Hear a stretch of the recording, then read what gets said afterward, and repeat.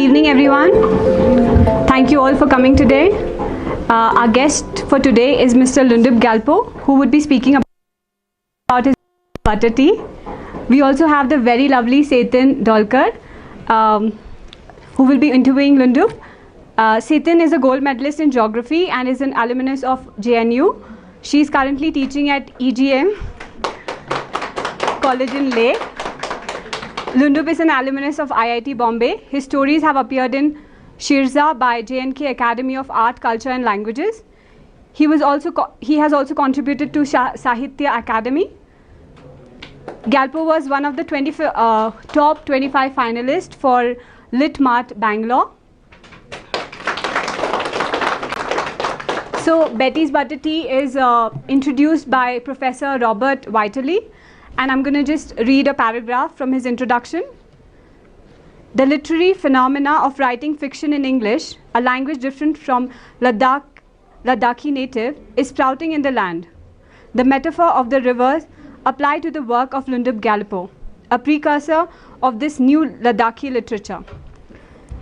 Like the two rivers keeping their color for a tract after they meet, he writes stories in English set in Ladakh.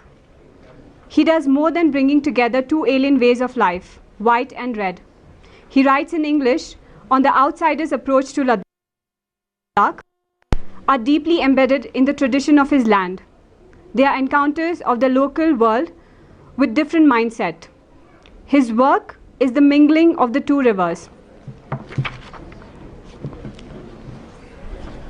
Lhundup Gyalpo writes about his own culture and world that risk to be lost for a different motive, the threat of the insensitive.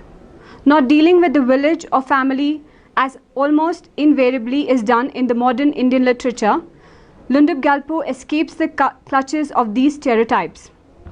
His work conveys the sense of cultural peculiarity, the world of high altitude desert, so that the reader can breathe the spirited freedom of the Ladakhi condition, unlike the Tibetan neighbor.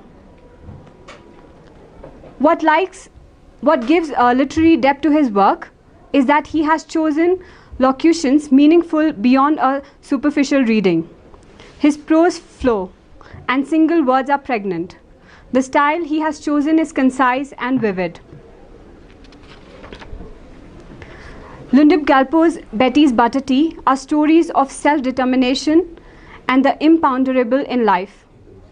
Stories of resolve and fate. They tell of chance and free will. His short stories talk to the mind without involving the intellect. They are conceived with an inner sense of Buddhism and its teaching that subliminally sneak into the words.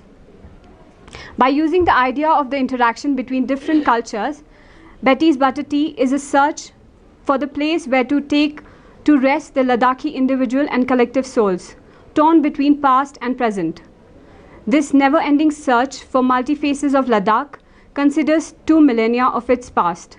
In spite of remoteness, Ladakh has been the scene of an influx of cultures and ethnicities over the long span of its documented history. Here lays its immovable but ever-changing soul. Now I'll let Setan take the stage, and she'll ask a few questions to Lhundup Gyalpo. Thank you. Good evening, everyone. I welcome you all to Tendrel for this author talk with Lhundup Gyalpo. And before starting this conversation, I want to tell you one thing, that I'm a keen reader, and I have read this wonderful book, and I just finished it in just 2 days, and it filled me with curiosity to know about the writing process, to know about the underlying ideas and thought process. So here I am to ask few questions to Mr. Gyalpo. My first question is, why did you choose to write fiction, and that too in a form of short stories? Mm-hmm. And how is it different from the existing body of literature that we have on Ladakh? Mm-hmm. First I'll thank everybody to be here, and especially Ganeshik and Professor Jamyang Gelson. They are for a youth of Ladakh to write is something very, it's a little bit emotional for me. So anyways, they are the precursor for me to look up to as a person to, express in writing. So yeah, thank you very much for the grey hats to be here. So I'm very humbled. Okay, so Setan asked why fiction and why not non-fiction or other things. So my journey of actually becoming a writer started more than two decades back. When I realized that there's something my head actually is completely in chaos all the time. It talks to me, and lots of ideas and thoughts actually crosses my mind in many different ways. So I thought it is easy for me just leave it, or just confront it and then maybe build something out of it. So that was way back in the engineering times, which is I think 20 years back. And so for me it was there was no option but to write. And when I realized that in my engineering course, I started preparing for this day basically, when I would come up with a book. And since then I started preparing, reading a lot of books. So in the process I've become a good reader, I hope. And then I came up with this fiction. Now the idea of fiction is I was a curious person and too much interested in philosophy. So when I read philosophy as such, and I realized that it's an ocean to really deep dive in, and it has no end. But I want to actually pursue it continuously throughout my life. And I needed a place where to express all those learning and all those thoughts that I was actually learning. So for last 3 years I actually took a break as a full-time author.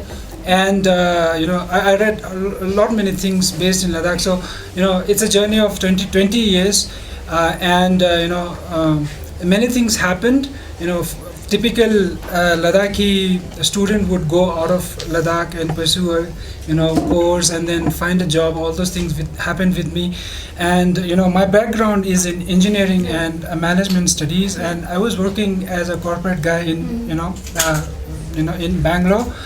So a lot of soul searching, a lot of thinking, and finally I decided, okay, I need to go back home, and that is where my work should be based on. So I came back and researched on aspects of Ladakh. I read lots of history books. I read all the available books that we have on Ladakh, and finally I decided on fiction, because I realized that I have a span of interest which actually ranges from fiction to science to philosophy. And I realized that fiction is the canvas. It's a broadest canvas that I can have, where I can express my ideas and also give something to the society. So that's how I chose fiction. And why short stories? So so when as an amateur, when I started writing the book, or starting working on a book basically, they were all what I say romanticized idea of writing books. So I started working on big ideas. And then I realized I was small for that big ideas, So of course now I imagine writing a book as a full project. It's a full-blown project. My metaphor is, as an engineer, if I'm building a bridge, a dam, for example, I need to learn how to build a bridge. Right. So similar is the process that I went through. It's a completely exploratory in nature. Sure. I was hands-on. I was doing it, and I saw where where it's taking me, and finally I settled down on a collection of stories, and that's how it is. And in future, these are the bridges I would like to build, dams. So yeah. Okay. So while I was going through all these stories, I found something very common in all the stories. That is, you have tried to juxtapose two different worlds, and there is a foreign visitor in every stories, and you have put those characters into local cultural context. True. And that is essentially reflected in the title of the book, Betty's Butterty. Betty's is something which is non-Ladakhi and a name, foreign name, and Butterty is very much Ladakhi, we all know. So, my question is, what were your underlying thoughts in bringing these two different worlds together in your stories? And you have followed this theme all throughout the stories. So True.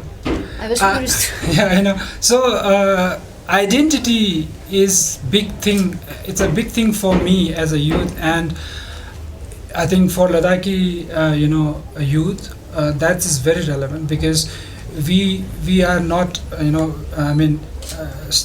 we in the very short period of time when we are young, like until 30 or 35, we go around places, learn many stuff, meet so many people, and when we come back, the cultural shock is different. Yeah, sure. And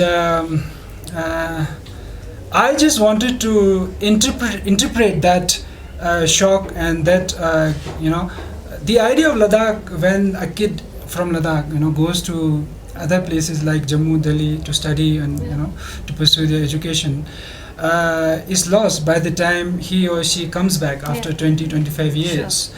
And I want to really come face to face with that idea, as in change is essential in our culture, in our society, and we need to at least recognize that change, so that we can handle that for the future. That was one aspect of pitting foreign visitors with Ladakh first. Sure. Second is also, now Ladakh is known for tourism, Right. So we have been visited by outsiders from Ladakh, in big chunks, I think 4 to 5 times of our population in a year would be tourists coming to Ladakh. And what are they taking away from their stay in Ladakh is very, very, very personal for me, apart from what they only see, what they only feel around, they also think, I think they need to also read about intricacies, very, very personal, very I would say, what shall I say, very typical of our Ladakhi society, which is not possible for them to know or be reckoned with within a stay of a week or two. Yeah. So just it's a way of gifting them to come here in Ladakh, and also a way of disseminating a few of our views as Ladakhi culture, what do we prefer and what not. So yeah. Okay. Now I'm taking you to a story which is the Book of Horror. Yeah. I think it's a teaser to the readers, because you at the end of the story you get confused whether that girl was existed in story or not. Of course, it's a fiction; none of the character existed in reality. But in story, the Book of Horror, that story unfolds in a very different way. So I wanted to ask the author why that story is as such. That reader gets a bit of confused. Yes. Whether that girl is there or not, the Sure. protagonist. Yeah. Sure. So for me, I consider myself as a person who does a lot of thought experiments in his head, Right. and I just that thing actually came for that particular story, and it's an experiment with narrative. Oh, sure. So who is the person narrating the story? Yeah. So for example, we have narrators who are unreliable. For example, if the story is told by a drunkard or a person who is schizophrenic, who doesn't remembers what he's telling or she's telling, or maybe a convict. So that's an experiment with unreliable narrator. And then there are also, like, for example, God's view narrator. For example, that narrator of the story knows in and out of all the characters. For example, Fyodor Dostoevsky, Russian author, he is known for that God's view of narration. He mastered that technique. And then there are other normal narrations, and also, like, for example, you have third person narrator, you have first person narrator, you have second person narrator. So second person seems to be very difficult. So anyway, so this is a experiment with narration, and the story is told by three people. Basically it comes from three people. One is, of course, the author. I'm narrating a part of the story. Yes. Second is the character, the main character, who is narrating the whole thing. He's a Ladakhi kid. Yeah. And the third one is a book. So the book itself is narrating a part of the story. So when you end the story, you need to actually be mindful of who is the person out of these three is narrating the story. And then story ends, the end of the story actually leads you to the first line of the story. So it's a full round story. You start with a line, and the story goes, and there are three narrators who are narrating you the story, and at the end the last line would actually go to the first line of the story, and when you catch that, then the things will actually unfold, I hope. What did you do? You just revealed the whole story. I was purposely not doing it, Yeah. So anyways, yeah. No, so and yet still another. it's fine. I'm still okay. So don't reveal it, no. Just have a sneak peek in this process. Yeah, when I was reading the last story, The World Record. Okay. This is the story which has the maximum shifts in plots, beginning from a familiar scene, and then going to a mystical and spiritual kind of a scene, and then going to a geopolitical contestation and media hype and all the border dispute and so on. And later on, this story ends at a point where the character gets a nationwide fame, and he's talked about everywhere, and he's talking like a man of wisdom. To begin with, the character, Surendra's character, is a very careless, insensitive and an idiot person. But then at the end of the story, he is very mature and he's talking like a man of wisdom. So I wanted to ask you, how did you develop this character? Yeah, so of course, like, writing fiction has many facets. For example, like, just I refer to the experiment with narration. This is about character development. So the protagonist, Surendra, he is an idiot. He's like complete waste to begin with, of course. And then throughout the story, he goes through experiences, couple of experiences, and he actually get to see Ladakh again, for example. So he comes for a short period of time, and he does his thing, the touristy thing, and he goes back, and then he had to pay back. So he comes again and experiences Ladakh for one whole year. And then in that process, he goes through psychological, emotional, as well as physical, very hard, daunting physical tasks that he had to do in Ladakh, and after which he realizes the importance of nature. He realized the importance of human relationship, and of course all the geopolitical issues that we have had with our neighbors.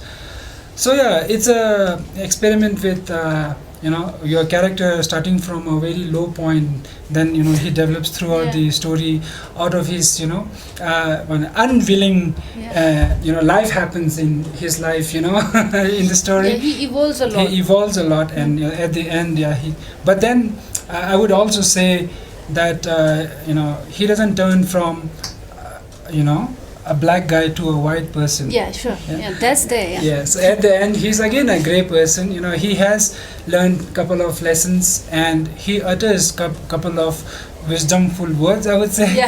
But then at the same time, he has his personality, issues, loopholes, and lacunae and loopholes. So that's how it is. Okay, sure. And there is this, when we go through the main story, the Betty's Butterty, that is the central story, which is also the title of the book is. In that book, there is an American girl who gets married into a Ladakhi family. That story is set in a beautiful village of Chilling, and they have a family occupation, metal work. Yeah.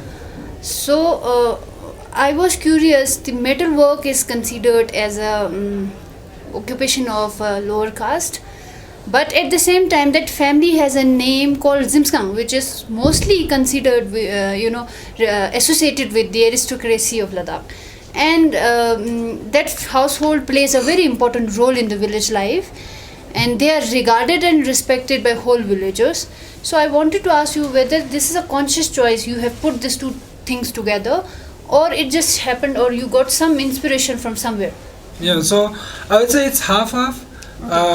But so we live in a world of assumptions. We have Sure. our personal assumptions, we have societal assumptions, and one assumption in Ladakh is that the people who do metallurgy work, they're considered low caste, or yeah. But then I happened to visit Chilling one time, so that's again a process of learning about Ladakh. I spent 2 decades away from Ladakh, and I never got a time, time or opportunity to really understand what Ladakh is about. Sure. So after coming back Ladakh, shifting back to Ladakh, I did a conscious decision that I would travel Ladakh at least for a week in a year, and I'll explore different regions. Sure. And in one particular journey, I had been to Chilling village. It's a small village, and they are very peculiar because they have been settled by the king Dildan Namgyal way back in 17th century. They were asked to come here and serve the royalty with their artistry and their craftsmanship. Right? That's the history. So it's a very peculiar kind of a settlement. So I just, out of curiosity, I went there and I saw every family does that metallurgy work, and they too have that strata. Somebody is big, somebody is small, based on whatever. But then overall, if you see in Ladakh region, point of view, that was a complete exception for me to reckon with. Yeah, that's when I was as a reader, it shaken my mind. Like how these two things are. Like So for example, these assumptions, I think as individual, of course, as readers, we need to go face them and maybe evaluate our assumptions. For example, we have very personal assumption is that we will be alive after tomorrow or after a week. Yeah. That's a big assumption, and then we go about planning all those things, which is good, of course, but then we need to take it with a pinch of salt. So so yeah, it was a way of shaking the reader, especially Ladakhis who would relate to the social structure and the strata and the kind of with the occupation, right? Yes, with the occupation, of sure. course. Yeah. So, and also it was about regarding the traditional occupations that we have in Ladakh. For example, carpentry, we have thanka painting, we have silversmith and or copper workers. To regard them as artists, and I would say they are the flag bearer of our society. Yeah, So sure. it was a way of respect for them as well. Okay, so taking on from this point that in this main story, the second part, a major chunk of the story is on the idea of art. And it says a pursuit of art is beyond the concerns of mundane. Yeah. So I want you to tell your idea of art to the audience. Okay, so I took 3 years complete, break as a writer, and I lived that full-time writer's life. And while I was developing the whatever that I was trying to develop, I realized, if I evaluate whatever I'm doing and whatever I'm creating with the expectation of, maybe recognition or I don't know, maybe monetary, if I do that, then it kind of hampers the purity of the very engagement that you have with your art. So during the process, that doubt had been a big, what shall I say, hurdle. But then, it's a personal, I would say a spiritual growth that I went through when I decided, expectations actually, tend to dilute your work. So I just kept that expectation aside for some time. And that's when I realized if you're engaging with art, then it has to be beyond the recognition, reward or the mundane concerns. It's about you knowing yourself, for example. It's about self-exploration. It's about who you are, and what are the value system and belief system that you as a person are made of.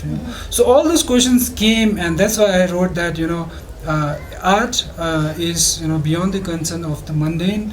It's about artist is very, you would say, in that sense, artist is very selfish, because it becomes all about yourself. You become inward looking. In today's world, we are all, our focus of Lokai is outside. We build our image, we build ourselves, who we are. But the definition of someone who is there, or maybe media, or I don't know, Instagram or something like that, So for me, it was a chance to look inside and build myself, to be with myself. So that's why I wrote. That idea of art is very concise and vivid in the central story. Sure. And as far as I know you, you as a person has this inclination towards business or entrepreneurship. Yeah. How you balance these two things, the artistic Lhundup Gyalpo and the entrepreneurial Lhundup Gyalpo? See, I think as long as it's entrepreneurial and not office work, the process is the same. Okay. It's art. It's about exploring yourself, but of course the way of doing it, changes. And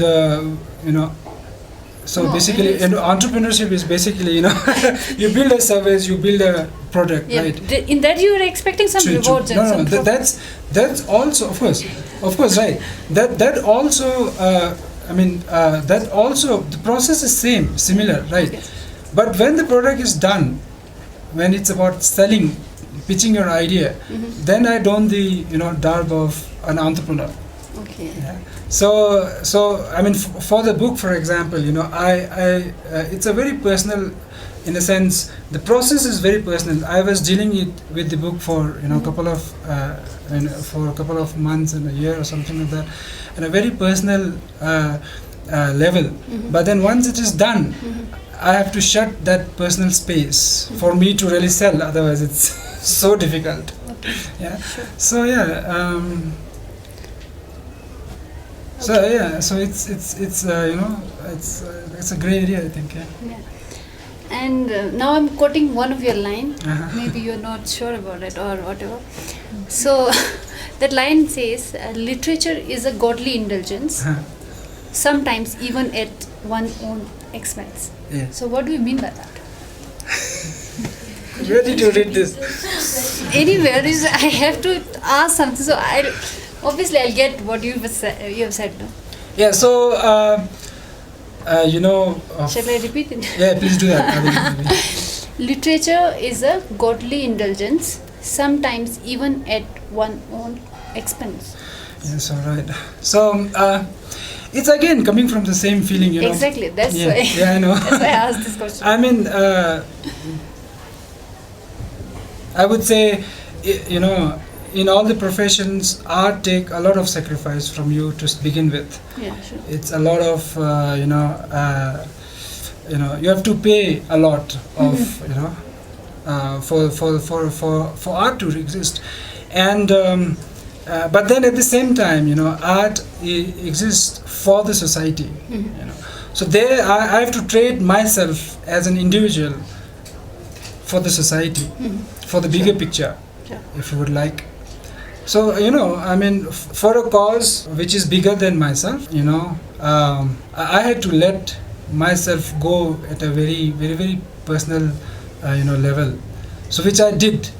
It was a sacrifice which claimed by maybe art of the god, I don't know. So yeah, that stems from there. It needs a lot of sacrifice, a lot of hard work, and at many different aspects of your life, you know. So yeah, so I think that's. So you're going to get best answer for this. Okay. Now I'm going to take the audience to some of the subplots in the book, and from those subplots I'm going to draw the next question.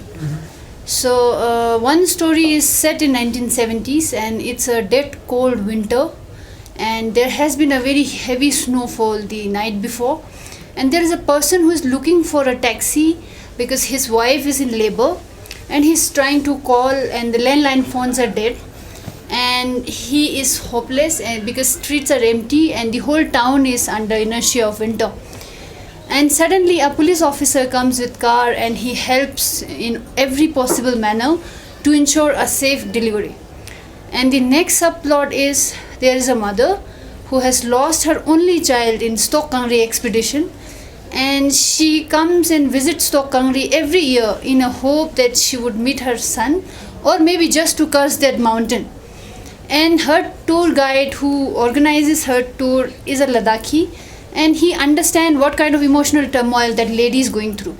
So he tries to help her out. He does every possible thing to take that lady out of that emotional turmoil. And third subplot is a character unknowingly crossed the border, and he is stuck in Chinese territory. He is imprisoned there, and there is an allegation that he is a spy, and there is whole lot of ruckus going on. And after a lot of hardships, there is a army officer at the border, Indian army officer, and he understands that this fellow is, you know, innocent, and unknowingly he has crossed the border. So he, despite the fact he has so many protocols to maintain at that position, he tries to understand that fellow, and he helped that fellow to come out of that situation. So from all these subplots, what I get is there are human feelings which are so genuine: kindness, helping, compassion, and such kind. So this kind of, you know, values. So as a writer, how important it is to write and bring this kind of values into the stories, especially in a time when we absorb is propaganda of hatred, bigotry, and prejudices. So this is my question. Yeah, so I would say fiction is a place where empathy actually rules. Yeah, exactly. So if an author is putting himself into shoes of the characters, you know, the very act of engaging into writing a fiction stems from empathy. And of course there are, you know, protagonists, and you know there are villains into the story, and you know there are negative shady people as well. But then at the end of the story, I believe an author can't really let go of empathy. Sure. So even if the hero is, you know, portrayed in a very grand setup, and you know he's kind of to be seen up to, the other characters also, for example the villain also, you know, has a part of personality where, you know, he needs to be understood by the author and the reader, you know. Similarly, all the characters that you mentioned right now in the subplots are around empathy, about understanding, and you know, maybe like for example you said there's this army officer who goes beyond his protocol and trying to, you know, he tries to, you know, handle the situation. So I think fiction is a best, I think it's one of the great way of propagate these values in our society. And you know, engaging in our formal education, we never get to learn or even feel, you know, about these topics. You know, it's very rare. If you are going into, most of people nowadays are going into, you know, what shall I say, industry-oriented, education system where you don't really get to appreciate these values. Yeah, sure. However, they are the biggest, aspect of our life. That is what I believe. So I think that sense is, trickling around the stories here and there, maybe. Sure. Okay, so after reading all the 6 stories, as a reader, I realized that you have touched upon every important issues pertaining to Ladakh. Of course, in a very mesmerizing and captivating way, in a very simplistic manner. But one thing which was missing in the collection was a political satire. So you have lots of inspirations these days. So are you going to plan, do you have a plan to write a political satire or a political fiction? You're right. Politics. So I'm far from politics as a person. Of course, it has. I try to keep myself farthest. Yeah. Of course, it has, pros and it pros has certain for the repercussions. society. Yeah. And so I used to write in Stawa. I write in Stawa. I started very flash stories. I wrote for a year, I think, when I was simultaneously working on this work. And I did do some satires, a little bit of Mr. Square, for example. It's about our idea of who we are types. And I do have, a plan to, get into political satire, of course. I think it has to be democracy. Yeah, satire on democracy. So, but then, it's when you begin your career as a writer. That's the dam. Yeah, sure. Okay. I got your point. Now it's at the beginning you can't play. It's a big risk. It's a big risk to really do that, and not in terms of other repercussions. I'm not talking about that, but even in literary aspect of it. For example, we have Animal Farm by George Orwell. So it's a thick book. I mean readers are always aware of it. So he's narrating a story of pigs. So until unless you are known, people say what he's talking about. So first I need to prove that I can write. Okay, sure. I got the answer. Then maybe try with all other aspects of writing. I would do something with democracy, I think. So. Well, thank you so much, Carl, for all these insights into your book. Thank you. And I hope all of you have enjoyed it. And it's a sneak peek into the British butter tea. Thank you so much for patiently listening to us. Yeah, thank you very much.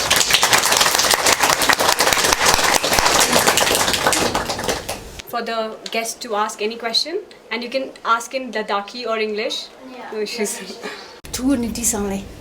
These are college girls. Okay.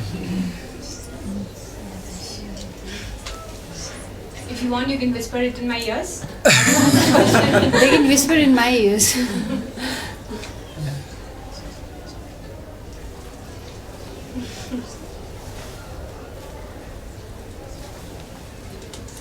No questions at all. That means... Would you like to tell us some your favorite authors, fiction writers? Sure. Yeah. So, majorly I've been a non-fiction reader. So I read a lot of philosophy, and I had this tendency of reading thoughts a lot. And, before I decided I will write, I had no idea what I'm going to write about.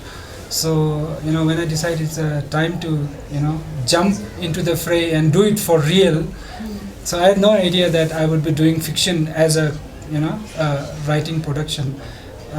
So, I was actually, going through that exploratory phase where when I was trying to figure out what I'm going to write. Maybe, there is fiction, for example, history of Ladakh, or I can touch upon maybe philosophy, or maybe into journalism and all those things. And I was grappling with all these ideas. So my growth into writing fiction is all organic. I was not trained into a program. I don't have MFA degrees, to show. It was all organic, and it was self-built. So I was in that process to decide what kind of writing that I would do as a profession. So I have a friend, a monk from Switzerland. He's around 50, 55-ish in age. So we had this conversation, and he introduced me to Fyodor Dostoevsky. He's a giant in Russian literature. So he gave me this book called, Brother Kamarozov. It's a thick book. It's a tome. It was his, masterpiece. So I read that book and I said, wow, that's how you do. So what I realized in that book, Amelia, is that he was trying to resolve his philosophical and social as well as psychological problems through fiction. And when I realized that, it opened up a gamut of authors for me. For example, you have Albert Camus and Sartre, The Age of Reason, and Leo Tolstoy, and Aldous Huxley. Yeah, Huxley. I don't know. I can't pronounce it. So these people were majorly interested in philosophy, and its implication on society. So I was also, somewhere there in terms of my tendencies. So then I decided, no, I want to do what he did. So that's how I. So, for example, Fyodor Dostoevsky is something that I really drink on. Okay. And Russian authors, for example, you have Gogol. Gogol was the precursor of Russian Revolution way back in 1918, early 20th century, when this whole Russian literature came up, and Gogol was like a fictional character in himself. He was a very peculiar. If you read about him, he's the author. If you read about him, he has his tendencies. So I was introduced to Gogol through my reading of Russian literature. So these guys have tendencies, and I think which made them a good writer. Right style normally. Yes. Gogol, he wrote, for example, 3 works are very famous of his. For example, one is the Dead Soul. The Dead Soul is the novel. Yeah, and then a short story called the Overcoat.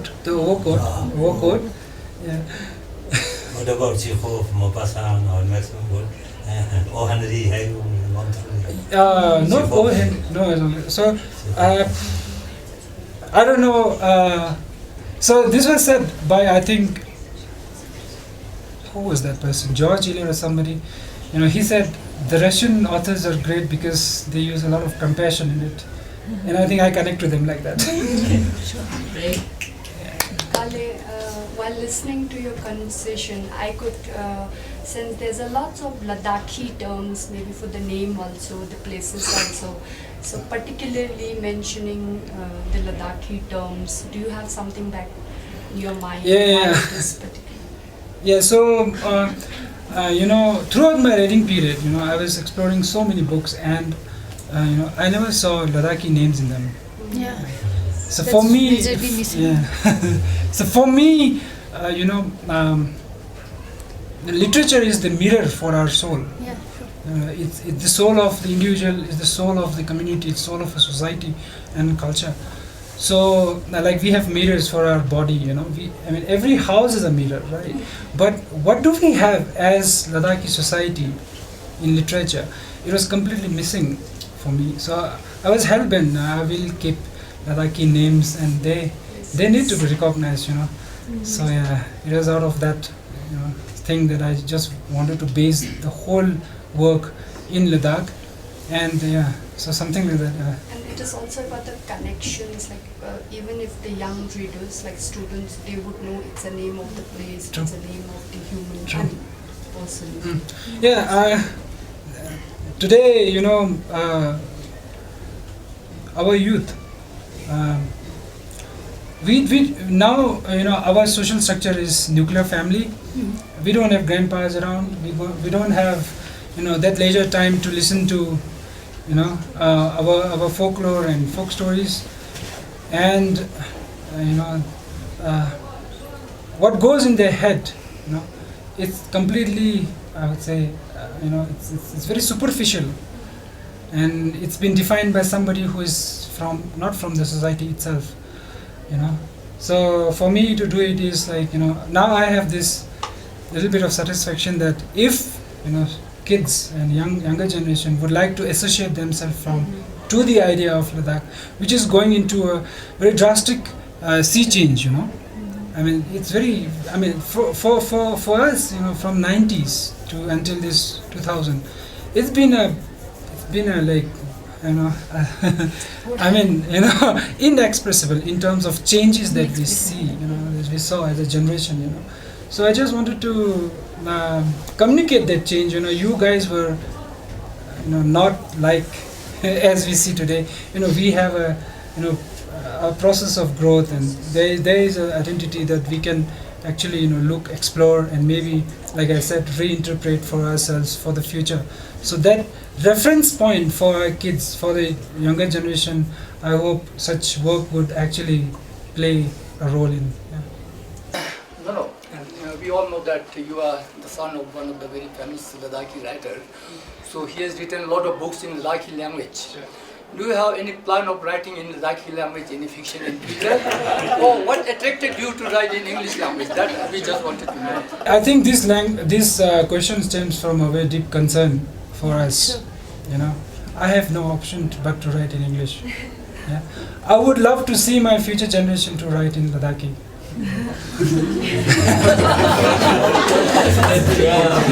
True, seriously. So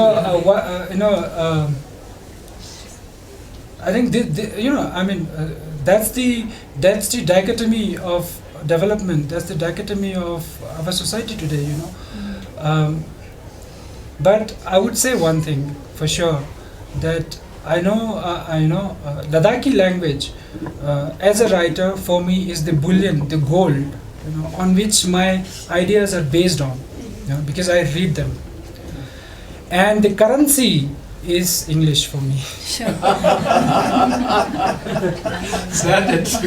Someone should translate your English stories into Ladakhi. Sure. Should come forward. So Professor Jamangalson will do.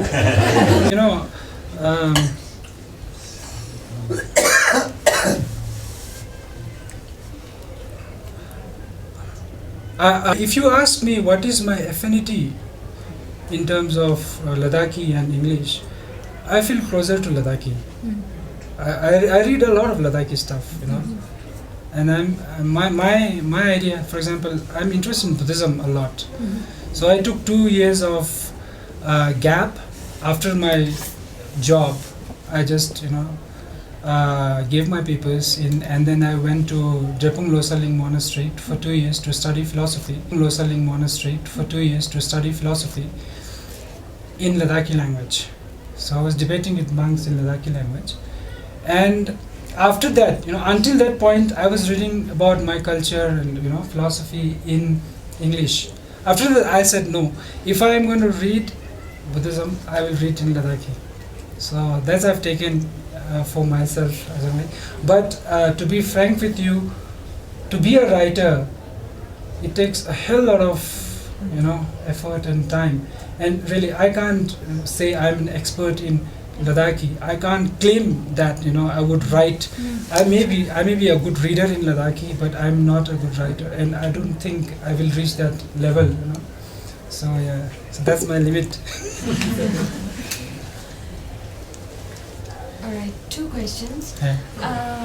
One is, what are the challenges have you faced during the entire process? Not just the writing process, but also publishing a book and everything, since it's so new, it's not very, so many people write here in Ladakh, so it might be difficult for you to publish in all of that. True. And my second question is, how would your story help, when we were talking about the storytelling process, how can that help revive and reconstruct the entire idea of storytelling? Oh my goodness. Writing, nobody wants you writing. Nobody wants you writing. That's what my belief is. You write for yourself. So if you take that ways, then whatever hurdle comes, you just overpower them, overcome them, right? And in terms of publishing, I faced I reached out on the all the national publications, for example, Penguin. I spent like almost half a year into like getting a publisher, national publisher. So I went through that process as religiously as possible, so that I would know what is the depth of really getting out there. And it's very hard. It's very hard, especially coming from a very a small culture, for example. When you see overall India, and in national publication, there is no really precursor of Ladakhi writers writing fiction. So for them it's of course they look at the literary quality and literary aspects of it, but then they also look about their market. They will say, how much am I going to sell? So somebody, for example, a publisher asked me if we can reduce the number of names in Ladakhi names, for example. And I said, well, that's the point, man. That's the essence. That's the essence, so I can't do that. So this thing is, we established a small publication in Ladakh itself called Stawa Tales, and I hope future writers would write through this publication for Ladakhis, for ourselves first, and then as the gamut of people, writers and work comes, I'm sure that our writers in future will write for all the big brands and whatnot. So yeah. And second one. The reconstructing the entire idea of storytelling through your books. Okay, so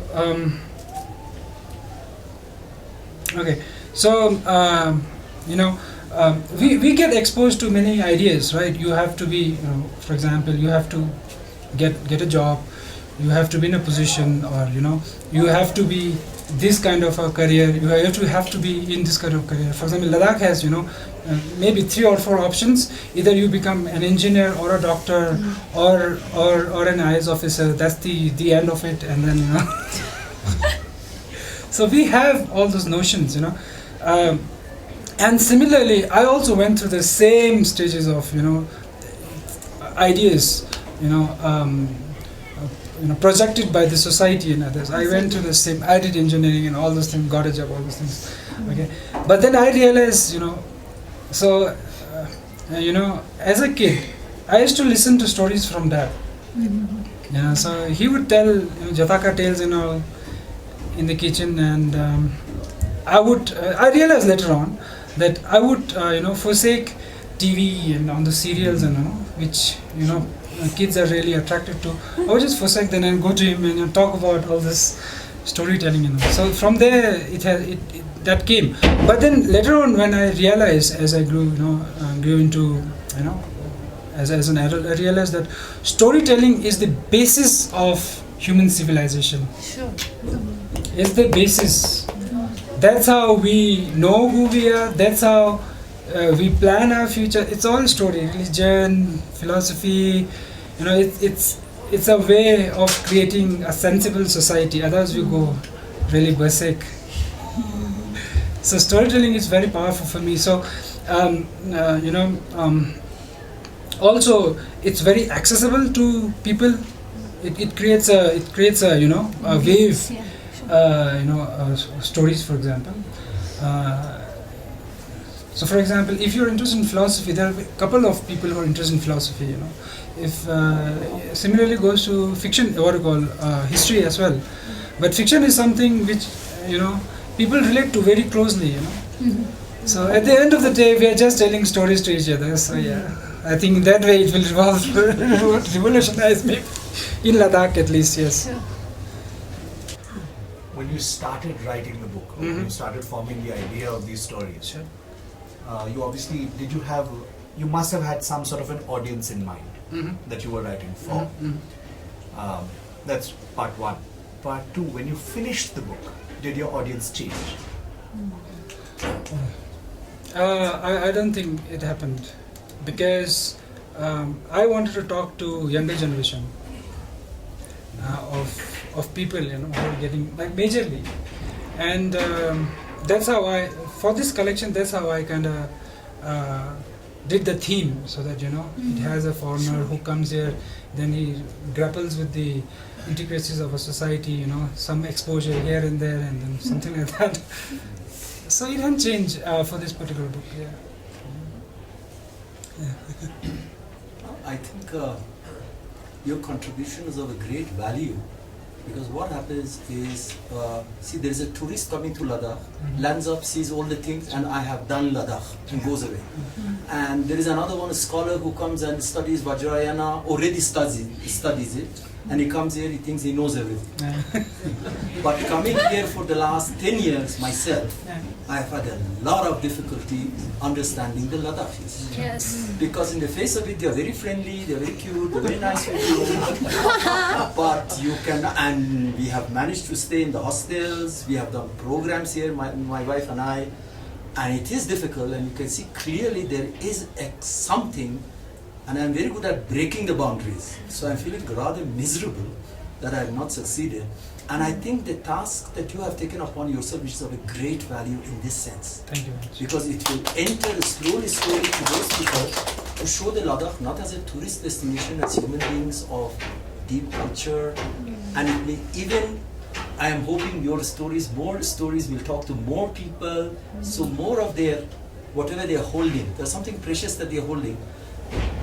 And I think that's the value of the culture. There's something traditional that they are holding of value that they don't want to so easily barter and give it out. Sure. So I think the task you've taken of great value in this. Thank you very much. But do you agree with that? Do you agree with the fact that you're holding on to a lot? And there's lots to say. Lots of responsibility on you. I as a person, or as a society? Generally, As a general. Starting with you as a person and then moving on to Obviously. probably So my idea of so basically, like every society has this preference to values, no? I think Ladakhis, they value more modesty. The first thing comes modesty. It doesn't matter how well you're educated or what position you hold, or how much money you are, or what kind of celebrity you are. Modesty is something people really look up to, and I've seen, Ladakhis going to other societies, learning all those other aspects, and coming here and trying to prove them, and then they're not modest. They get really beaten up.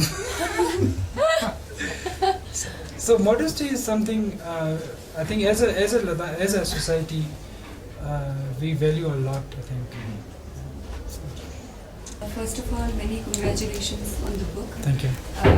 As it is mentioned in the conversations, it really traversed through many aspects of Ladakhi issues, from environment to development and many other. You've covered everything, but as an avid reader, I'm also very happy that it is very rich in vocabulary, and also the fact that like it's been discussed until about now, that you are sort of now giving a platform to the youth, that in a society like Ladakh where conventional jobs are more appreciated and looked up to. So I think for youth it's really inspirational. Thank you. Second, my question, it's a very I know you'll get miffed, but yeah, let's say if you were to just relate to any of the character in the stories, which one would you, because I know that authors, they tend to sort of sometime write stories based on their own experience. They just change the names. True. So I'm not asking you to Where's the meat? Yeah. I'm not asking you to accept it, but just relate to, so there's no fear of revelation. If you want to relate to, which character do you most relate to and why? Okay, so I'm ready with this answer. So anyways, if I'm writing about myself, then it has to be autobiography, Yeah. But it's not. That means there are many people that I'm writing about, and many characters, different aspects, emotional, psychological, environmental, social. I see myself in all the characters with a shade of different aspects. So, every character is me in some way. So it doesn't matter So whether which one that's do you most relate to? I think I relate to Betty the most. Okay. Yeah, because her search of, in the Beti story, it's her search of a position of herself in a society. So she's trying to have an identity in Ladakh, when she kind of comes to a very foreign land, and she kind of talk to the society, because she's completely foreign, and she has language is a barrier for her, and she kind of get into a very personal stuff of Ladakhi, right? She gets married to a guy, right? It's very personal. It's family, you just from hotels or guest room, you're into families. The transition for psychological transition as an outsider. Yeah, so I relate to Betty more, and of course, so in the Betty, her husband, he takes this honors of working his own craft rather than take a job. So in that way, I relate to Gunbo, Betty's husband. And yeah, I see myself, a reflection of myself in all the characters. So Betty is the one I really relate at this point of time. Stories in Stawa, I like them. Very good short story writer. So have you any idea to write a novel in coming years? What is your idea about that? Yeah, given a chance, I'll see tomorrow. Yeah, so like I said, the process is very organic for me, and when I realize, that's a psychological barrier that we have, that we can do something, it needs to be broken first. So can I make a story which is fake and which somebody is going to really relate with and feel very personal? It's a big task. It's a ask, which I was not ready to really believe first when I started with writing. But then once I kind of got the hang that people are, really appreciating it, it opened up a Pandora of ideas, So I have a series of ideas with very, and in the future I want to do another short story collection so that I can hone my skills more. And then the second one, I want to do a collection of 3 novellas. I see. Yeah. Which is basically, longer than short stories, but smaller than novels. And then I'll plunge into novels for sure. Sure. Yeah. So you have written about Achoshan. I think that was like what we published before this British Kadeti. Yeah. So do you plan to convert that Achoshan as a like complete set of book? You want to publish it, or you want to continue as it was planned, as in short units? Yeah, so I don't know, this is something foreign, to the discussion. I began writing a series basically, chapter-wise novel for kids called Achoshan. It was supposed to be about snow leopards and kids and all. So I did one chapter of it, and I see it as a big project right now.